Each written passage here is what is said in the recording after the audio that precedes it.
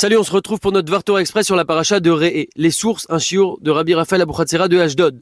Pour que nous puissions rentrer cette semaine dans un Hashem dans ce grand mois qui est le mois des Louls avec beaucoup de force, de motivation, dès le début sans perdre de temps. Alors il est écrit dans le premier verset de notre paracha, Re'e anochi noten lifnechem hayom beracha uklala. Hachem nous parle, voyez, je vous propose en ce jour, d'une part la bénédiction, de l'autre la malédiction. Alors le pshat, le sens simple du pasouk, Hayom nous dit la Gemara, c'est Rosh Hashanah, c'est-à-dire que le jour de Rosh Hashanah, on va tout décider pour nous pour l'année à venir dans les moindres détails. Est-ce que tu vas avoir de la bracha ou chas v'shalom de la klala? Est-ce que tu vas vivre ou pas? Est-ce que tu vas être en bonne santé ou pas? Est-ce que tu vas avoir une bonne parnassa ou pas? Est-ce que tu vas te marier cette année? Est-ce que tu vas avoir un enfant cette année? Etc. D'où au passage l'intérêt d'arriver prêt pour ce grand jour dont dépendent tant de choses. C'est pourquoi, pour ceux que ça intéresse, nous allons enregistrer Bezrat Hashem dans un groupe spécialement dédié, un audio ou une vidéo d'1 à 2 minutes chaque jour pendant le mois des Louls, qui commence dans quelques jours. Contactez-moi par WhatsApp, plus 33 6 07 52 74 66 pour ceux que ça intéresse. En tout cas, c'est ça le sens simple du verset.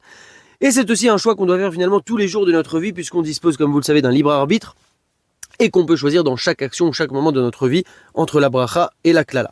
Maintenant, écoutez bien ce que nous dit le Baal Shem Tov, dans un sens plus approfondi de ce verset. Il nous dit, ne lis pas bracha ou klala, la bénédiction ou la malédiction, mais lis plutôt bracha ou klala avec un vav de liaison, ce qui donne bénédiction et malédiction. Ce qui signifie que dans toute chose dans la vie, il y a toujours les deux, la bénédiction et la malédiction, le bon et le mauvais. Prenons un exemple extrêmement classique, la nourriture. Dans tout aliment, il y aura toujours une mauvaise partie à enlever. Quand tu manges une tomate, tu es obligé d'enlever la petite racine, la petite fleur en haut. Tu veux faire une pita falafel, pour l'ouvrir, tu es obligé d'enlever un petit bout de la pita. Un œuf, il y aura toujours une coquille. Personne n'a jamais mangé un poisson sans arrêt, etc., etc., etc. Si on réfléchit, ça s'applique dans tous les domaines. Quelqu'un qui rénove sa maison, c'est magnifique, mais combien de poussière il y a, combien de sacs poubelles, combien de saleté. Ce qui fait que finalement la bracha vient toujours en package avec la klala. Alors super, maintenant qu'on sait ça, eh bien qu'est-ce qu'on en fait? Eh bien tout dépend de ce sur quoi tu veux te focaliser et ce que tu veux regarder dans la vie. Car la klala, elle, comme on a dit, elle viendra toujours avec la bracha, mais après la perception que tu en fais, ça c'est à toi de gérer. Mais dans tous les cas, tes échecs feront toujours partie de ta réussite, tes galères, tes difficultés feront toujours partie de tes délivrances. Le Baal Shem Tov nous donne finalement ce conseil, ce secret d'une vie heureuse et réussie.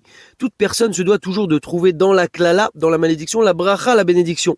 Imaginons quelqu'un qui crève un pneu de voiture. Au passage d'une crevaison, ça n'arrive jamais au bon moment.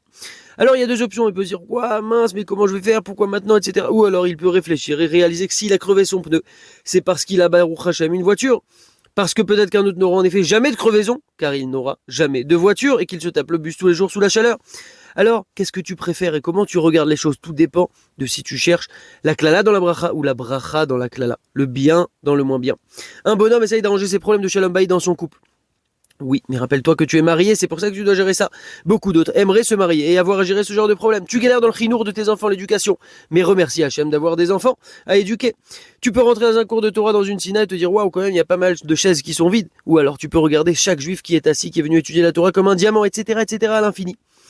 Rabbi Meir Abouchatzera de Ashdod a rapporté un chidouche extraordinaire. Écoutez bien. Vous savez, une fois toutes les 28 ans, on récite la Birkat Hachama, la bracha sur le soleil. Et il y a également la Birkat Alevanak qu'on récite une fois par mois, la bracha sur la lune. Alors pourquoi une telle différence de fréquence là? Pourquoi la Birkat Hachama tous les 28 ans et la Birkat Alevana une fois par mois? Eh bien le soleil, ça brille, ça éclaire toute la journée, c'est magnifique et donc c'est tous les 28 ans, c'est facile. Mais la lune, c'est un petit point lumineux dans l'immensité d'un ciel noir. Et sur ça, Hachem veut que tu fasses la bracha régulièrement, une fois par mois, car c'est ça qu'Hachem veut attendre de nous dans la vie, de chercher toujours la lumière dans les ténèbres, la bracha dans la klala, le bon dans le moins bon. Car les deux, comme on a dit, viendront toujours ensemble. Mais nous, en fonction de notre regard ou de notre approche, on peut changer du tout au tout et vivre avec une vie complètement différente. Bezrat Hashem. Alors habituons-nous à faire ce travail sur nous. Nous en serons les grands gagnants. Bezrat Hashem. Shabbat Shalom. Chazak.